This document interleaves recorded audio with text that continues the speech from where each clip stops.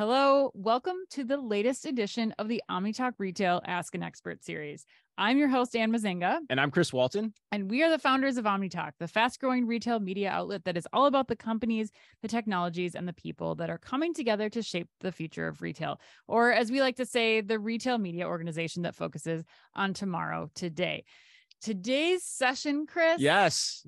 I'm excited by this title. Kudos to you. It was inspired by an amazing 90s New Radical song called Yes. You Only Get What You Give. Yes. You know Remember it well. Yeah, remember it well. 1999 came out. Yeah. Were you wearing your Tiva sandals and painting your toenails during that? No, that was a little bit, this was a little bit after the Tiva and toenails and period. Like playing hacky sack on the I never was a hacky sacker, but I'll tell you a funny story about this. Do you remember Warehouse Records? Do you remember that store? It might have been like a West Coast thing, but it was kind of like a smaller Tower Records. Okay. My girlfriend at the time really liked this song, and so she wanted me to get her the album. Okay. So I go into Warehouse Records, and like CD or like record. The CD. Okay. Yeah, the CD. Okay. Yeah, the album. And so I went into Warehouse Records, and I, you know me and music, like I have no idea who the band is, right? No idea whatsoever. And so I'm like going into the store, and I'm like, do you have this song? And they're like, they have no idea who it is or whatever. And so I tried singing it and it was a disaster. But anyway, so that brings back good memories. I'm excited for today. Oh my gosh. I was not. That was how we used to do things though. Singing that poor Warehouse Records. It was terrible. Well, anyway, the point of talking about that song is that we have two experts today who are with us to talk about how smart retailers set vendors up for success. And joining us are SPS Commerce's Brandon Pierre and David Verrett. David, Brandon, welcome to OmniTalk. We're excited to have you. David, how are you feeling about today? Are you a New Radicals fan? Are you pumped to talk about SPS Commerce as it pertains to a 90s song? I am absolutely ready for that. But Anne, I was wondering, how did that song go again? Do you remember how it? Not happening. Dave is trying to get us. I happened to sing accidentally on stage. Yes, you did. A keynote for SPS not too long ago. Yes. I will not be doing that again yet. Maybe we'll see. It might come out, but you only get what you give. See, Chris. Right? Oh God. I don't know. No wonder. I couldn't figure out what song it was. Joining us also is Brandon Pierre. Brandon, you may have had to listen to Chris's singing at some point in your life 10 years ago when you guys worked at Target. But how are you feeling about today? Are you excited to be here? Yes, I'm super excited to be here. And maybe if you sing that song, David can show you his Tiva sandals with his painted toenails. Maybe that can be right. Yeah, that was what I was not expecting to cover in the opening. But hey, whatever. I mean, it's one of my favorite fun facts about Chris in college is that he used to wear his Tiva sandals so you could see his painted toenails. In the 90s. What a great time. The 90s were a great decade, Ann. So good. All right. Well, let's get this thing back on track here. So today we want to thank all of you who are joining us live on LinkedIn. If you have questions about Tiva sandals, if you have questions about EDI, about SPS Commerce, please feel free to reach out in the chat to David, Brandon, and the SPS Commerce team as we are going through this conversation, and they will be happy to answer your questions as we go along. So with that, Chris. Yeah. All right, you two. So, with the spirit of you only get what you give, we're expecting you to give back to the audience here right now. But let's start with, why don't each of you introduce yourselves and talk to us about your role at SPS Commerce and what it is that you do. Brandon, let's start with you. Yeah, sure. So I grew up in retail. My family owned a small retail business on the eastern side of Minneapolis here, and still own it, actually, out in the suburbs. And really just kind of grew up in the retail environment as my parents built it from the ground up. And then had a chance to start at Target right out of school and spent 13 years really training in all different parts of the retail business, from planning to buying to stores to online, and really loved and enjoyed the experience there. And spent a year consulting after my Target days into a small pet supply distributor where I stumbled upon SPS. And for the last 7 years, been working in the customer success organization. And really my team is responsible for engaging with our retail partners and kind of helping them think through how to leverage this data, how to engage with their suppliers, how to then optimize as a business around that data and data exchange. And so my team's really working with our retailers from across the globe. So it's been exciting transition from being in the retailer itself to now working with hundreds of retailers as they look at the way that they can improve how they engage with their supplier partners. Right. And improve that item data flow across the entire network. That's very cool. David, how about you?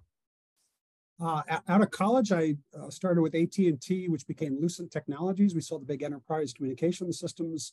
And then about 23 years ago, I pivoted to come to this company called SPS Commerce, which was doing about $1 million a year in revenue. And I think we were losing about $3 million a quarter. So that wasn't going to work out long term. And have had the good fortune over the last 23 years of leading the retail enterprise team. So we're the organization really within SPS Commerce that looks like the business development arm, where we go establish formal partnerships with the retailers, grocers, and distributors to really help get them the data they need in order to automate their key business functions. And then, of course, work with all the suppliers to bring them into a state of capability. So it's been a fun run thus far. A fun run. Good rhyme. I like that. It is. We talked about this already. We called this session "You Only Get What You Give." Successful retailers set their vendors up for success. I want you all to just kind of lay some groundwork here for the audience. What role does SPS play in helping retailers do this? And maybe Brandon, we'll start with you on this one. Yeah. Well, I would say one of the roles we play, and this might be rather frustrating at times to even some of our customers, is we're pretty deliberate in before we engage with their suppliers, spending time just getting insight into why they're trying to do this as a business. Because that is one of the things that we've continuously found is if you can't really articulate why you're trying to do that as a business, when you're asking your suppliers to go ahead and do something, the results often aren't what you want or expect. And so a lot of our focus is trying to really drive out, why are you doing this? What are you looking to get out of this? And then with SPS, and one of the interesting parts about where we sit in the retail network is we have a pretty good handle when you develop those business reasons of understanding what suppliers can actually provide from a data standpoint. So as we work with retailers to help them understand where what they're asking for is common with what other retailers might be asking for, where it might be different, we really help to try to guide them on where they might be doing something unique. The amount of times I've worked with an executive at a retailer that's like, hey, there's many different areas I want to be differentiated, but when it comes to EDI and data exchange, not really looking to stand out with my Oh, really? That's surprising. That's actually a little bit surprising in some ways, knowing what we know about the retail industry. I'm curious, what are other examples of that bring what you're saying to life? Well, I mean, if you're going into the market and you're the first person, let's say in grocery, for example, historically, the advanced ship notice hasn't been a common data exchange. Well, if you're going to lean into that, which we are seeing more grocers lean into that, you need to be able to demonstrate that you're actually going to use it and have the conviction behind it in order to do that. And so that notion of if you're going to kind of lead the market and be different in the market, you better have that conviction on how your business processes are going to operate around that, because you are asking for something from your suppliers. So that, I don't know if that helps answer the question, but that's some of where we see this on, hey, if you're going to the market first, if you're going to be different, let's see if there's a way to make you not have to be different when it comes to how suppliers work with you. That's so interesting to me. So kind of your job is in some ways convincing retailers like, hey, you probably don't need to be different here. That's basically what you're saying.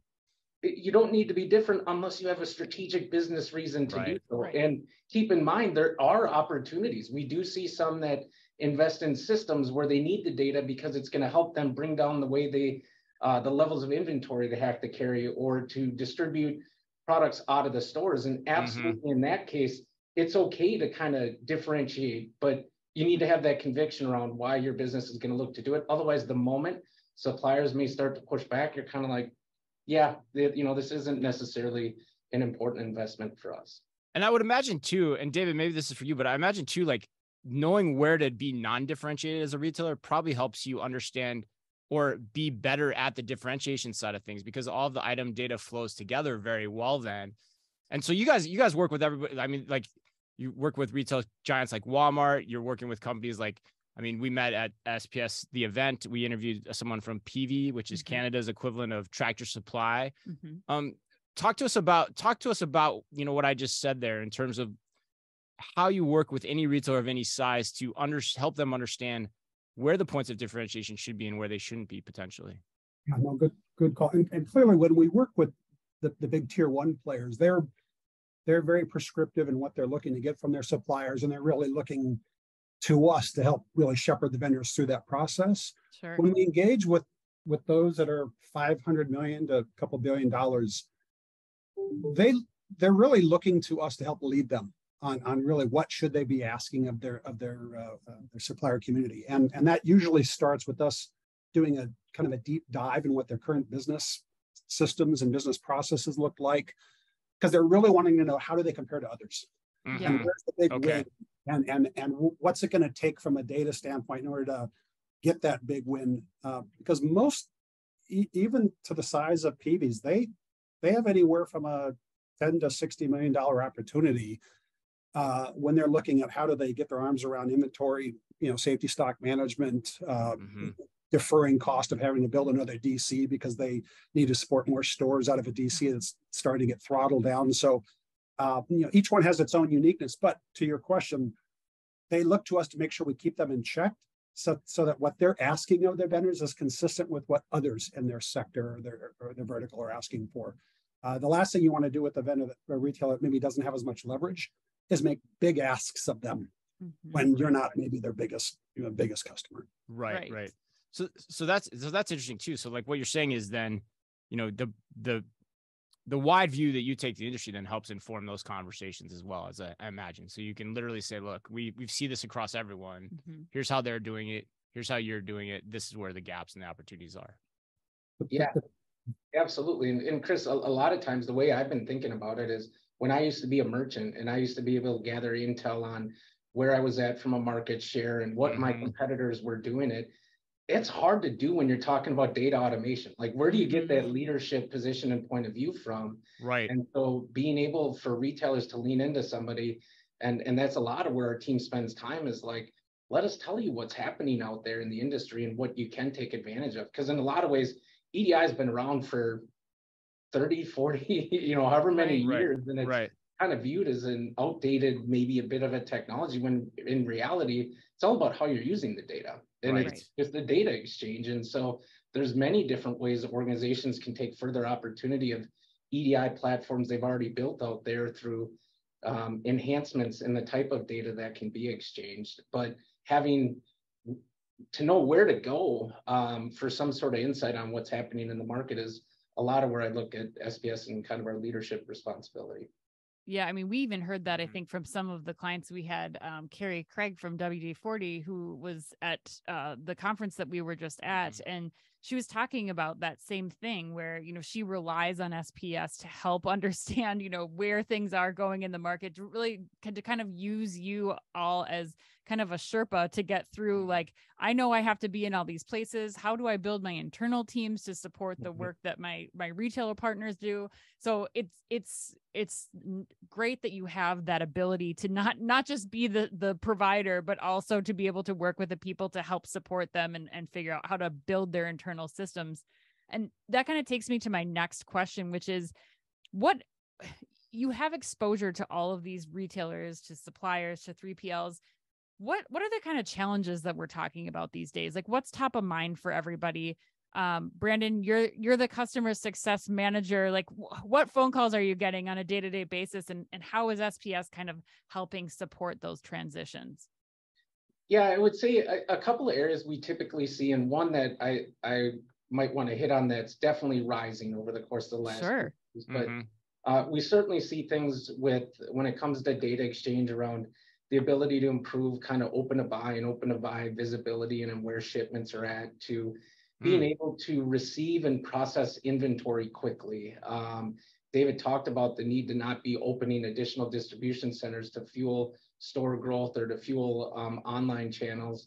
Well, all that's dependent on how you can get goods in and move them through your distribution center, and having the data to be able to do that's critical. And I would say those are kind of like two of the bigger areas we continue to see. Okay. But one of the things that I think has been interesting is even coming out of the pandemic, obviously out of stocks on store shelves were a big deal. And I think a lot of that at the time could be traced back to the supply chain and manufacturers and producer capabilities But I think some of that has gone away at this point, yet you're still seeing out of stocks Mm-hmm. on store shelves. And what we can see from across our retail network, it's not as much about suppliers not filling shipments. It's about the confidence the retailers have in when those shipments are coming, the data tied to those shipments, that they can then promise inventory through different channels in their stores. And being able to manage that one kind of pool of inventory and having that access to where my inventory is at, when it's coming in, and the simple difference a couple of days of reaction can have on your ability to stay in stock is becoming more and more critical. So we're seeing a lot more in this like real-time order update management exchange because of the impact that it has just simply by losing a day or two and not reacting quick enough to keep stores in stock. Because it's not about necessarily suppliers aren't able to fill anymore. A lot of what we hear from suppliers is they're sitting on stockpiles. It's a matter of how that inventory is making its way through the supply chain and how quickly retailers are reacting. So that's interesting, Brandon. So, okay, so let me make sure I understood that right. So like, because Ann and I've we talked a lot about on the program about how inventory accuracy in the store, is a detriment, in general for all the omni-channel capabilities. You talked about one pool of inventory. So particularly it makes shipping from store and curbside pickup difficult. Yeah. But you're saying there's an exacerbating factor here at play too, which is the confidence that the goods will arrive into the store at the time when you think they're going to arrive, to allow the order management systems to sync up with what inventory should be available, looking at the forward forecast for the sales and the inventory coming in. You're saying that's an issue too that exacerbates everything. Absolutely. So as you start to get into it, how quickly your vendors are able to get back to you and say, hey, you're looking for 100 units, I can only get you 80.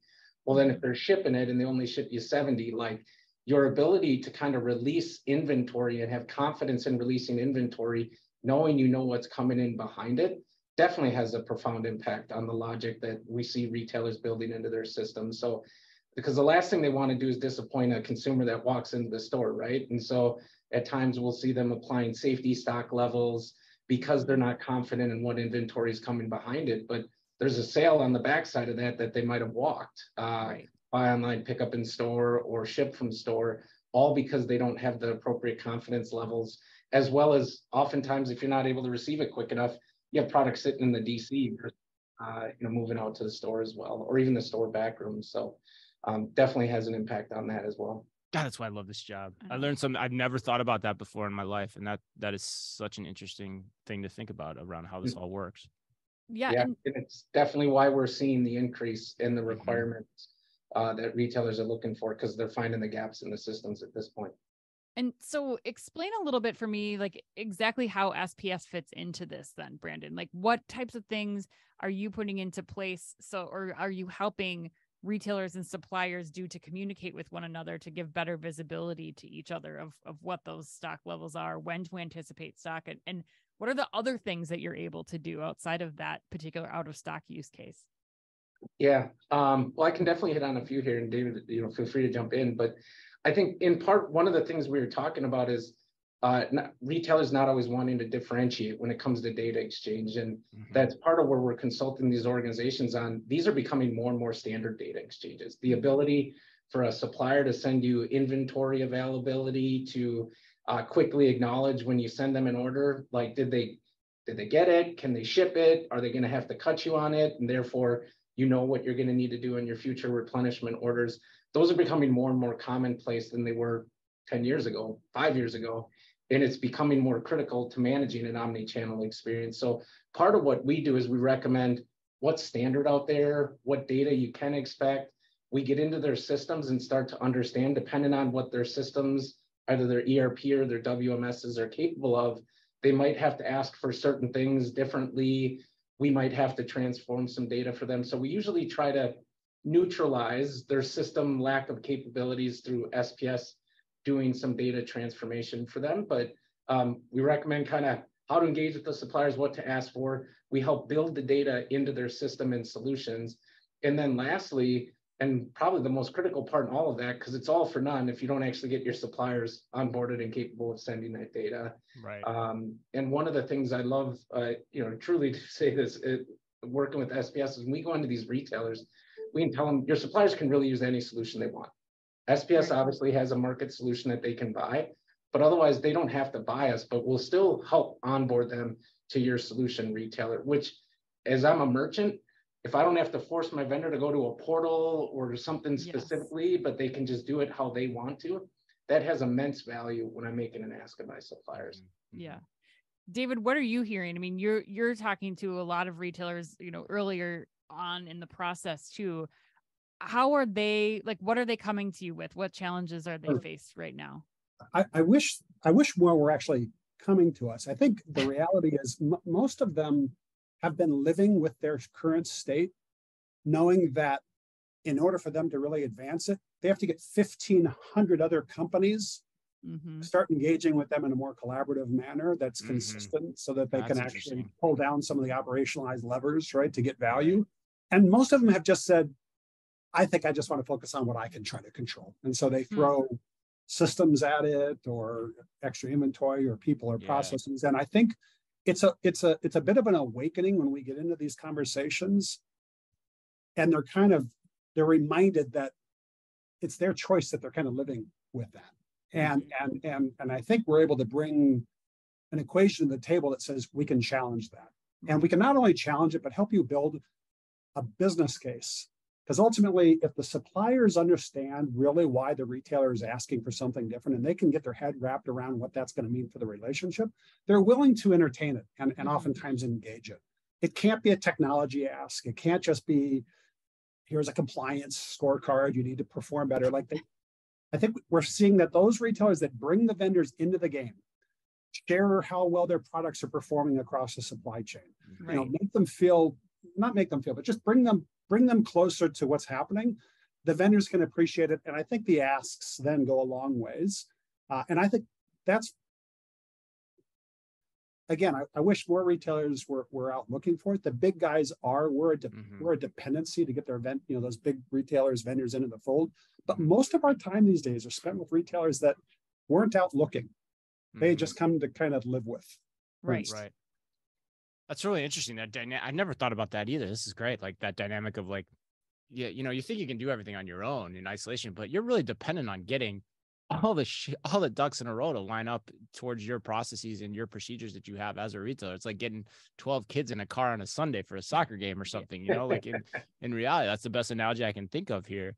So especially with, I think, the background of, especially like in grocery for so long, it was kind of this like challenge or struggle between the retailers and the brands, and who was required to do what in a store. And I think as we went through the pandemic the last year, and the importance of having that transparency between the two parties, or kind of having to bring them together to get along for a little bit so that they could fulfill the expectations of the customers, I imagine that this became so much more important, and not just, as you're saying, David, not something that, was a nice to have. Now it's a must have. And that's the only way to kind of keep things going on a forward path.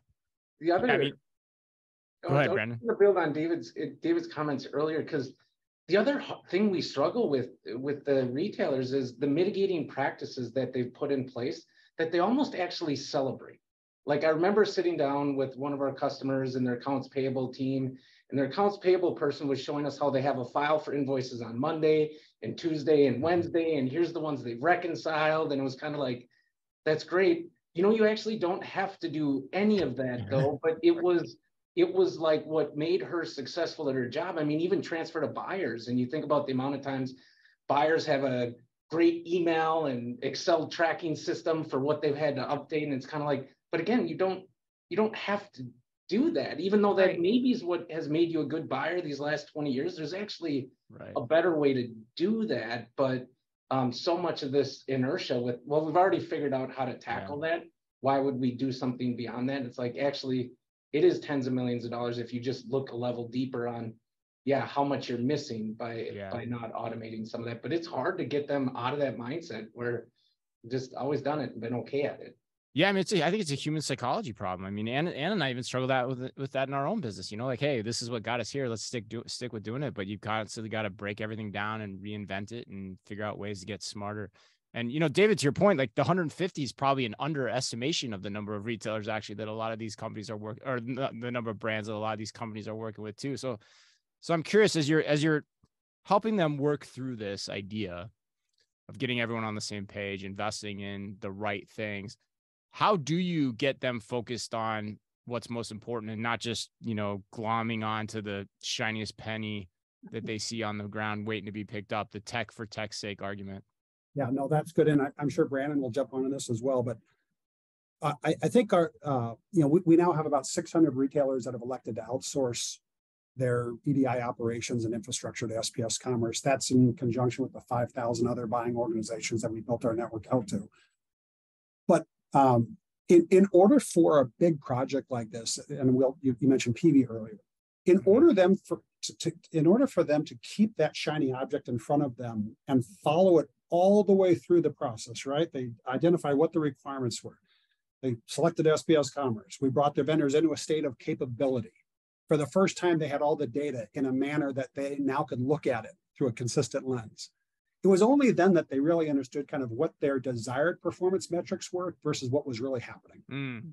That's that opportunity gap. And really the next quarter of the game is now the vendor behavioral management and, kind of compliance and sharing how well performance is happening before the merchants have confidence that they can actually reduce the quantity that they're placing on the orders and maybe increase the number of orders going out to bring those safety stock levels down. And what Brandon's team does is ensures that business readiness and that change management is actually in place and ready to take place within the retailer across all the core business functions.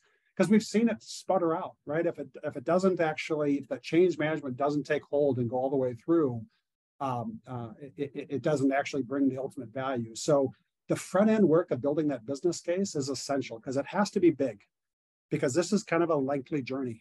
And in order for people to have the stamina to work through it, the prize has got to be big. Fortunately, it is. But Brandon, I don't know if you want to add anything onto the work to actually drive to the value realization aspect. Yeah, no, I'd say it's definitely a balance, right? I mean, these business stakeholders, these projects can go anywhere from 3 to 6 months from when we started to when these things are fully into production. As you can imagine, any big transformational project can take some time. And I think what we've seen is that delicate balance of keeping the business stakeholders involved in the decision making that has to happen, either with some puts and takes, but also, there's a technology component you need to build. But I think where we've continued to see success is finding that appropriate balance by which you keep the business stakeholders involved in helping them understand what the technology is capable of or not, and helping them guide and make their decisions. Because there's a lot of business executives out there that don't know as much about technology and are looking for somebody to help them understand where to make those decisions. Right. Well, and Brandon, I remember talking to you years ago when we first connected just about how this has typically been something where you're working directly with the technology teams within companies. And now this is expanded to start to bring in, because of the pandemic, because of changes just to the overall industry, you've had to start bringing in other teams because it's not just about tech, it's about people, process, and technology, which I know is kind of a big mission at SPS. But can you explain a little bit about how you've approached that in the last several years and kind of how you look forward as to how you're going to be working with those teams in the future?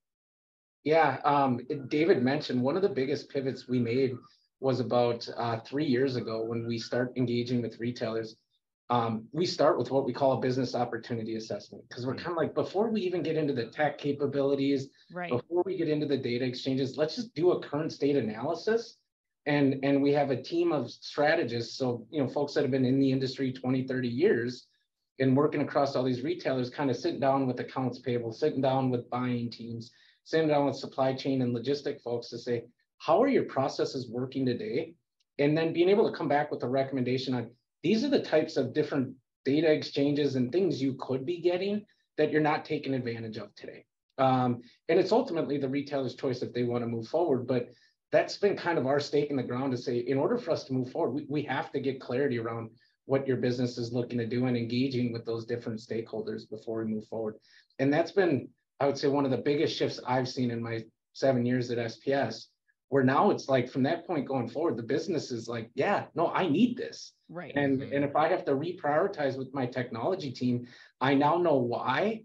and I know how, and therefore I can help drive these projects forward in a way that I maybe started something like this 8 years ago, but was talking about scale and efficiency, but didn't really know why. Yeah. Now they have more of that clarity and conviction, along with some of the challenges from an omni-channel and coming out of the pandemic as well. So, Brandon, when you're talking to these retailers, this is like insider behind the scenes information that I'm going to ask you. So you can answer carefully, but I mean, have these retailers had these teams together in the room discussing the types of things that when you do this intro analysis, like, is this something that they're familiar with working together, or maybe throughout the last 3 years, they've become more familiar with working together? Or is that like, what's your experience been with them when you kind of start this discovery process? Yeah, no, not at all. And in fact, some of the data exchanges that hit every part of the organization, an organization could have built it out solely to benefit AP, and yet you have supply chain over here that has no idea they could have been utilizing that. So we find these silos fairly often.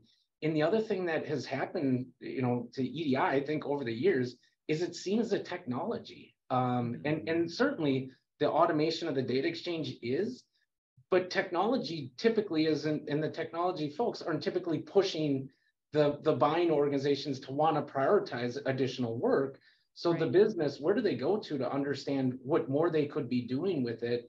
And then having that dialogue across the different parts of the business, because a lot of times if we go in there and make a tweak for one part of the business, it will benefit other aspects, and getting them to kind of help understand that story is pretty critical. But no, the amount of times we come in and have that conversation and you start to see them turning towards each other is pretty, I don't know if impressive is the right term, but it's fairly frequent that we're kind of like, yeah, you didn't talk about that. So great. Yeah, it's pretty cool too, because I mean, the basis of what you're saying is really it helps people also get smarter about technology, whether they know that much about technology to begin with.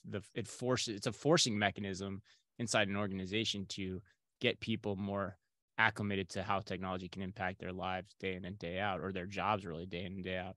All right, on that point, let's get you out here on this, David. I'm curious, we heard from Brandon, what's top of mind for retailers right now, out of stocks being one of them.